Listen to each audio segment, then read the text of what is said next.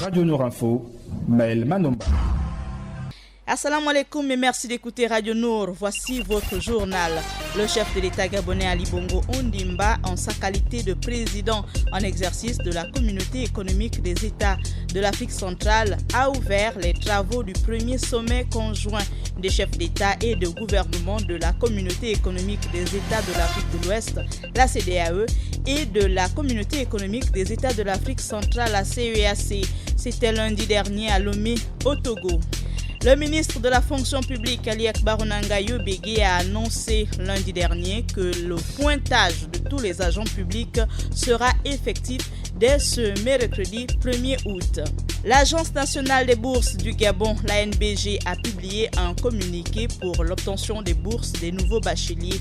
La journée de l'enfant africain a été commémorée en différé ce lundi à la prison centrale de Libreville sous le thème « Le droit à l'épanouissement en milieu carcéral ». 79, c'est le chiffre de notre rédaction et c'est un pourcentage. On le découvre à la fin de ce journal local avant de faire une place à Adiza Adamou et Sono pour nous présenter la page musulmane. Le chef de l'État gabonais, Ali Bongo Ondimba, en sa qualité de président en exercice de la Communauté économique des États de l'Afrique centrale, a ouvert les travaux du premier sommet conjoint des chefs d'État et de gouvernement de la Communauté économique des États de l'Afrique de l'Ouest, la CEDEAO, et de la Communauté économique des États de l'Afrique centrale, la CEEAC. C'était lundi dernier à Lomé, dans la capitale togolaise. Le président en exercice de ces deux communautés propose l'élargissement des actions pour des solutions pérennes. Je vous invite à écouter le président Ali Bongo Ondimba.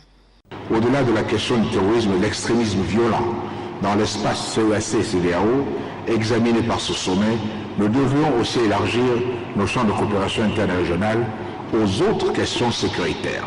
Je pense singulièrement à la problématique de la gestion concertée des flux migratoires qui impacte clairement la sécurité de nos États, menaçant notre développement et pour laquelle une réflexion commune devrait être menée afin que des solutions pérennes soient trouvées. Je souhaite que les travaux de ce sommet conjoint examinent avec rigueur la question liée à la paix, à la sécurité, à la stabilité et à la lutte contre le terrorisme et l'extrémisme violent dans notre espace commun. À l'instant, le chef de l'État gabonais Ali Bongo Ondimba, en sa qualité de président en exercice de la Communauté économique des États de l'Afrique centrale, à l'ouverture des travaux du premier sommet conjoint des chefs d'État et des gouvernements de la Communauté économique des États de l'Afrique de l'Ouest et de la Communauté économique des États de l'Afrique centrale. C'était lundi dernier à Lomé, dans la capitale togolaise. Le ministre de la fonction publique, Ali Akbar Onangayo Bégué, a annoncé lundi dernier, au terme d'une réunion avec les secrétaires généraux de tous les ministères, que le pointage de tous les agents publics sera effectif dès ce mercredi 1er août, afin, dit-il, d'épingler tous les fonctionnaires qui émargent dans le budget de l'État sans travailler. Le directeur général de l'Agence nationale des bourses du Gabon informe tous les bacheliers session 2018 de nationalité gabonaise ayant obtenu le baccalauréat au Gabon ou à l'étranger de bien vouloir se présenter à son siège social situé à Olomouc. La consécration de la journée du 16 juin commémorée depuis 1976 pour rendre hommage à l'enfant africain doit être vue dans le contexte de l'adoption par les Nations Unies de la Convention relative aux droits de l'enfant du 20 novembre 1989. Une convention pour la dignité des détenus mineurs africains, objectif vers lequel le gouvernement gabonais se dit favorable. Je cite le ministre d'État en charge de la justice, le gouvernement de la République sous la très haute inspiration de Monsieur le Président de la République, son Excellence Ali Bongo Ondimba, réaffirme sa détermination à garantir un environnement protecteur des droits de l'enfant en adéquation avec ses us et coutumes ainsi que ses engagements internationaux en matière des droits de l'enfant. a précisé lors de son allocution circonstancielle. Edgar Anissé Mbumbu Miyakou, ministre d'État en charge de la justice et des droits humains, garde des Sceaux. L'appel aux meilleures conditions de détention des mineurs reste une préoccupation majeure des organisations internationales qui se félicitent des efforts du Gabon en la matière. Pour Stéphane Grib, représentant de l'UNICEF au Gabon, je cite: « Nous nous réjouissons des efforts considérables du gouvernement pour la mise en place d'une justice juvénile conforme aux droits des enfants. » La journée mondiale de la lutte contre la traite des humains, célébrée le 30 juillet de chaque année par les Nations Unies. Le chiffre de notre rédaction, c'est un pourcentage 79%. Selon le rapport de l'Office des Nations Unies contre la drogue et le crime, l'ONU d'ici, les enfants représentent un tiers des victimes du trafic des êtres humains dans le monde. Les femmes et les filles représentent 79% du trafic mondial.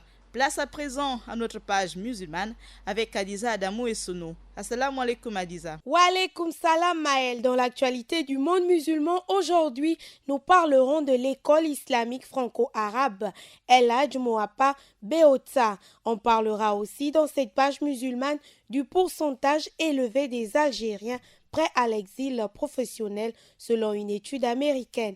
Et enfin, on parlera de ces femmes du monde arabe qui créent et dirigent leur propre start-up. Ouvrons cette page islamique au Gabon avec l'école primaire islamique franco-arabe El Hadj Mouapa Beotsa.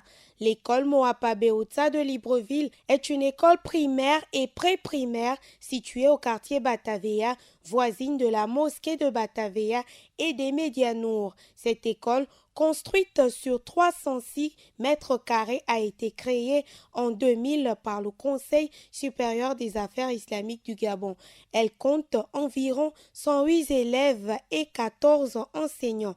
L'école Mouapa Beotsa, en plus de l'enseignement général, dispense également des cours de langue arabe et de religion islamique.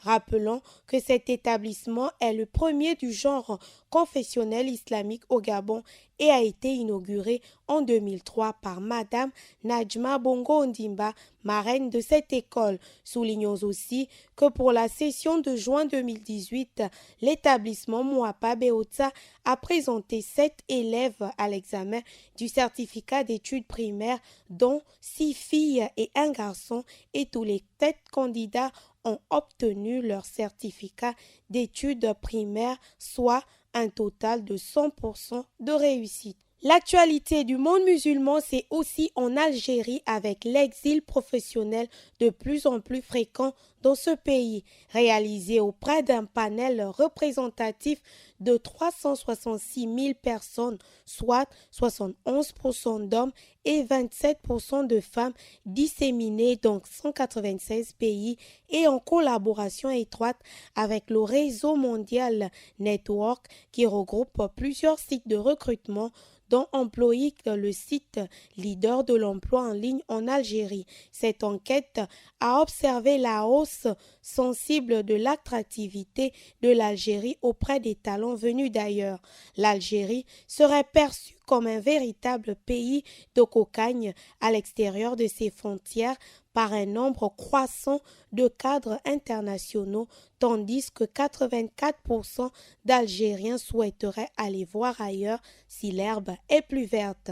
À la lumière de ces résultats, le nouvel Eldorado algérien, très convoité par des cadres internationaux issus des 4 coins du monde, passe de la 114e place en 2004 à la 83e place en 2018, soit un bond notable en matière d'attractivité économique territoriale. Et on ferme cette page musulmane en Arabie. Le saviez-vous Maël?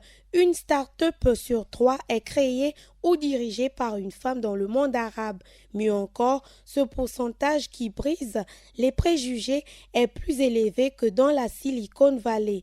Le Moyen-Orient doit désormais compter avec cette nouvelle génération de femmes entrepreneurs hautement éduquées, créatives et pleines de ressources.